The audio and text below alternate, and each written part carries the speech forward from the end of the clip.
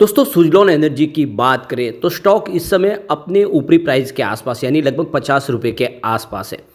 क्या स्टॉक आने वाले समय में 3 डिजिट में जा सकता है? तो यहाँ पे बहुत सारी संभावना है कि स्टॉक आने वाले समय काफ़ी अच्छा प्रदर्शन कर सकता है। यहाँ पे एक दो बड़ी अपडेट निकल के आ रही है जिनको हम इस वीडियो के माध्यम से डिस्कस करेंगे। किस तरह से सुजलॉन दूसरी कंपनियों के मुकाबले काफ़ी बेहतर प्रदर्शन कर चुका है उसको भी समझने की कोशिश करेंगे। और सुजलॉन जिसके पास लगातार बहुत सारा काम इस समय आ रहा है, एक के बाद एक काफ़ी बड़े ऑर्डर मिल रहे हैं, कंपनी को गवर्नमेंट का सपोर्ट भी मिल रहा है और साथ में मैनेजमेंट भी कोशिश कर रहा है जिसके दम पे कंपनी मल्टीबैगर बनने की तरफ आगे बढ़ रही है। तो क्या इस समय निवेश करना चाहिए?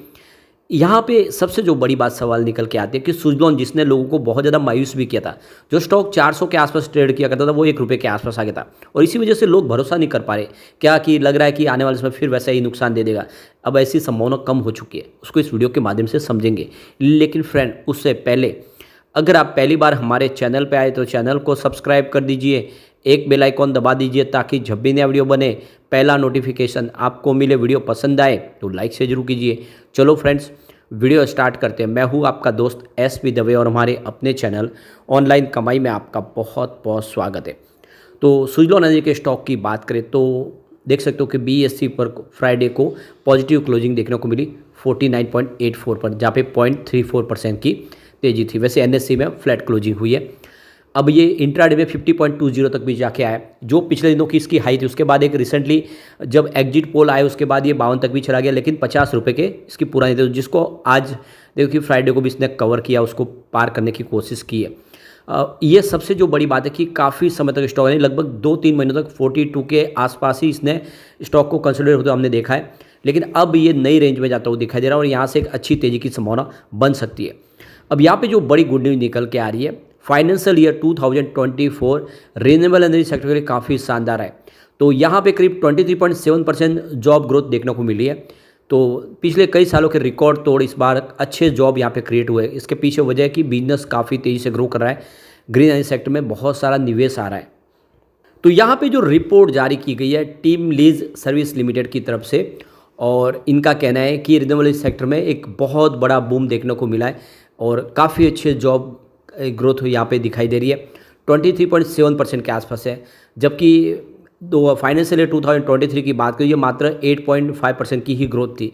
तो भारी उछाल देखने को मिला और जिस तरह से आप देखें तो सरकार की तरफ से इस सेक्टर को प्रमोट किया जा रहा है, तो जॉब क्रिएट होने का मतलब यह है कि उतना बिजनेस भी बढ़ रहा है। आप ये खुद ही समझ सकते हो कि पिछले एक साल में हमने देखा कि सुजलॉन के पास भी बहुत सारे ऑर्डर आए और अभी तो श्रीलंका में भी विंड एनर्जी का प्रोजेक्ट कंपनी करने जा रही है अदानी ग्रुप। ऐसे में अदानी ग्रुप के प्रोजेक्ट के लिए विंड टर्बाइन इंस्टॉल करने का काम सुजलॉन के पास आ सकता है, क्योंकि ऑलरेडी ये क्लाइंट है सुजलॉन के। लगातार अदानी ग्रीन के लिए कंपनी कामकाज करी, उनके लिए विंड टर्बाइन बनाती है। तो काफ़ी अच्छी अपॉर्चुनिटी सुजलॉन के लिए है और बड़े बड़े इंडिया के जितने कॉर्पोरेट हाउस है वो सारे के सारे सुजलॉन से ही अपनी सेवाएँ ले रहे, उनके पास ही सर्विस के लिए ये आप मौका है। आप देख सकते हो कि ये एक लाइफ टाइम काम होता है। ऑपरेशनल मेंटेनेंस का कामकाज कंपनी करती है और इसी वजह से इसका बिजनेस दूसरों से हटके है। तो यहाँ पे इस रिपोर्ट में कहा कि जो जॉब डिमांड ज़्यादा करके क्रिएट हुई है वो Tier 2 और Tier 3 सिटीज़ के अंदर ज़्यादा है। और आप देख दो कि इसमें आप देखें तो जो सोलर PV और विंड टर्बाइन टेक्नीशियन की काफ़ी ज़्यादा डिमांड है। इसके अलावा आप देखें तो जो मेंटेनेंस करने वाले, ऑपरेशन को कंट्रोल करने वाले, स्टोरेज ऑपरेटर हो, इन सब की डिमांड काफ़ी अच्छी है। तो ये बहुत बड़ी गुड न्यूज़ है। जिस तरह से जॉब क्रिएट हो रहा है इसका मतलब ये कि बिजनेस तेज़ी से ग्रो कर रहा है। अब जो एक और बड़ी अपडेट है कि आज से देखें तो मोदी 3.0 गवर्नमेंट आने जा रही है फिर से। अब आप देख सकते हो कि आज शपथ ग्रहण होगा, उसके बाद में आने वाले 5 साल के लिए नया रोड मैप तैयार होगा। तो अभी भी सरकार तो रिपीट हो रही है, भले ही BJP के लिए संख्या कम हो, उनकी पूरी बहुमत न हो, लेकिन मेजोरिटी कंफर्टेबली मिल चुकी है, यानी सब मिल के NDA के पास एक्स्ट्रा सीटें भी है। तो ऐसे में वो फैसले ले पाएंगे और ये अब देख ग्लोबल लेवल पर अगर ग्रीन एनर्जी सेक्टर से संबंधित फैसले हो तो उसमें कोई रुकावट भी पैदा नहीं होगी, कोई इसको यहाँ पे अपोज करने वाला नहीं है। तो ऐसे में ये सारे के सारे जो निर्णय है वो होने वाले हैं। सरकार ने 2070 तक नेट जीरो पॉलिसी पे जाने की प्लानिंग कर ली है, तो जितने भी बिजली का निर्माण होगा वो क्लीन एनर्जी के माध्यम से ही होगा। यहाँ पे गौर करने वाली बात है कि जब से मोदी गवर्नमेंट शुरू हुई है पिछले 10 सालों में, 2014 से अभी तक 100 गीगावाट की रिन्यूएबल कैपेसिटी को ऐड कर लिया गया है और ये अभी फ़िलहाल पूरी तरह से उतनी ठीक नहीं है। यानी जो टारगेट सेट किया यानी 500 गीगावाट की कैपेसिटी को पाना है अगर 30 तक के लिए, तो उसमें कम से कम 50 गीगावाट की कैपेसिटी को ऐड करना होगा। तो कुल मिला के देख सकते हो कि अब सरकार ने उसके लिए कमर कस ली है। जैसे ही सरकार का गठन होगा उसके बाद में ये इसके ऊपर तेज़ी से काम शुरू हो जाएगा। यानी ग्रीन एरा है ये इंडिया का, और ऐसे में आने वाले स्पेस सेक्टर से संबंधित कंपनियों के लिए बहुत सारा काम बढ़ता हुआ दिखाई देगा। तो कुल मिला के सुजलॉन के लिए बेहतर अपॉर्चुनिटी है इस समय। अब यहाँ पे सबसे जो बड़ा सवाल निकले, सुजलॉन कितनी मजबूत है फंडामेंटली, तो यहाँ पे इसके पॉजिटिव और निगेटिव पहलू के माध्यम से समझेंगे सुजलॉन में कितनी संभावना बनी हुई है आगे। तो यहाँ पे जो पहला पॉइंट है वो पॉजिटिव, वो है एनुअल रेवेन्यू, जिसमें 9.64% की वृद्धि देखने को मिल रही है, जो लास्ट ईयर 6,567.51 करोड़ के आसपास रहा। जबकि जो सेक्टर का प्रदर्शन है वो 10.73% के आसपास रहा है। तो सेक्टर का प्रदर्शन भी उसी हिसाब से है, लेकिन इसका एनुअल रेवेन्यू प्रदर्शन भी बेहतर ही रहा है। सेकेंड पॉइंट भी पॉजिटिव हुआ क्वार्टरली रेवेन्यू, जिसमें 29.64% की शानदार वृद्धि देखने को मिल रही है, जो ईयर ऑन बेसिस पे 2207.43 करोड़ के आसपास रहा है। सेक्टर का average revenue growth year on basis पे 11.54% रहा, उसके मुकाबले ये ज़्यादा है। लेकिन तीसरा पॉइंट यहाँ पे निगेटिव, वो है एनुअल नेट प्रॉफिट, जिसमें 76.82% की गिरावट देखने को मिल रही है। लास्ट ईयर 660.35 करोड़ के आसपास रहा है, जबकि सेक्टर का जो प्रदर्शन है वो उसमें 22.77% की ग्रोथ देखने को मिली है। तो ये इसके लिए एक निगेटिव पॉइंट जरूर बन रहा है। अगला पॉइंट यहाँ पे निगेटिव है क्वार्टरली नेट प्रॉफिट, जिसमें 9.21% की गिरावट देखने को मिल रही है, जो देखो कि ईयर ऑन बेसिस पे 254.12 करोड़ के आसपास रहा है। अब सेक्टर का जो एवरेज ग्रोथ देखें तो वो 25.05% के आसपास है, तो ये भी एक निगेटिव पॉइंट जरूर बन रहा है। इसके बाद अगला पॉइंट पॉजिटिव, वह है स्टॉक की प्राइस, जिसमें 273.78% की शानदार वृद्धि देखने को मिल रही है, जबकि जो सेक्टर का प्रदर्शन है वो 135.69% के आसपास रहा है। इसके बाद अगला पॉइंट निगेटिव, वो है price to earning ratio, P ratio, जिसका 102.74 है, तो ये higher than sector P ratio. इसका 69 का ही सेक्टर का पी रेशियो, इसका पी रेशियो थोड़ा सा ज़्यादा है, ये एक निगेटिव पॉइंट जरूर बनता है। इसके बाद अगला पॉइंट पॉजिटिव, वो है डेट टू इक्विटी रेशियो, जो 0.03 है, लेस देन 1 है, यानी कंपनी के ऊपर एक तरह से डेट कोई है नहीं और फाइनेंशियल सेहत अच्छी है, एसेट क्वालिटी बढ़िया है। इसके बाद अगला पॉइंट न्यूट्रल है, वो है रिटर्न ऑन इक्विटी ROE, जो 16.84% है। नॉर्मल की रेंज है 10 से लेकर 20%, उसी के बीच में है, और इसीलिए ये न्यूट्रल पॉइंट बनता है, वो आपको दिखाई देगा।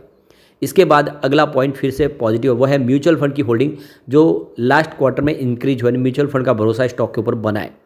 इसके बाद अगला पॉइंट है प्रमोटर की शेयर होल्डिंग पैटर्न में प्रमोटर की होल्डिंग अनचेंज है, 13.29% के आसपास है, जो पॉइंट न्यूट्रल बंदा है। यहाँ पे प्रमोटर की होल्डिंग काफ़ी कम है, और इसी को लेकर लोगों को चिंता भी होती है।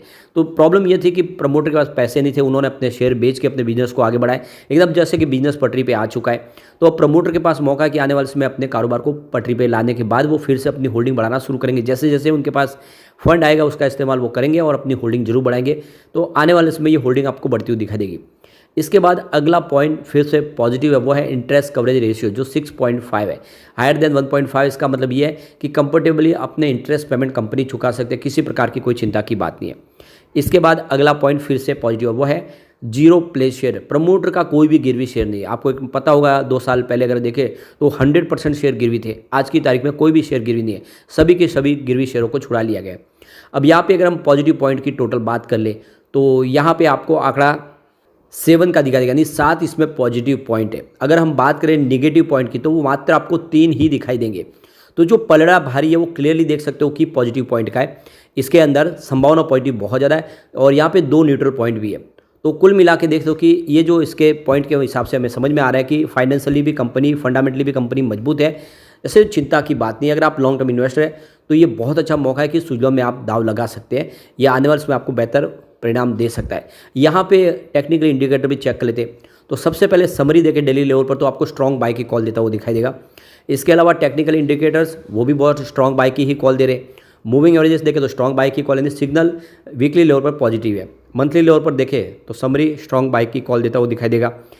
टेक्निकल इंडिकेटर भी स्ट्रॉन्ग बाय की कॉल दे रहे, और मूविंग एवरेज देखें तो वो भी स्ट्रॉन्ग बाय की कॉल है। ओवरऑल देख सकते हो भी सिग्नल बुलिश दिखाई दे रहे हैं। ऐसे में इन्वेस्टमेंट आपको करना चाहिए, लेकिन फ्रेंड कोई भी इन्वेस्टमेंट करने से पहले अपने फाइनेंशियल एडवाइजर्स बड़े ले लें, या अपना खुद का रिसर्च करें, क्योंकि मैंने वीडियो आपके एजुकेशनल पर्पज़ के लिए ही बनाया। वीडियो पसंद आए तो लाइक से जरूर कीजिए और चैनल को सब्सक्राइब कर दीजिए। Thank you friends.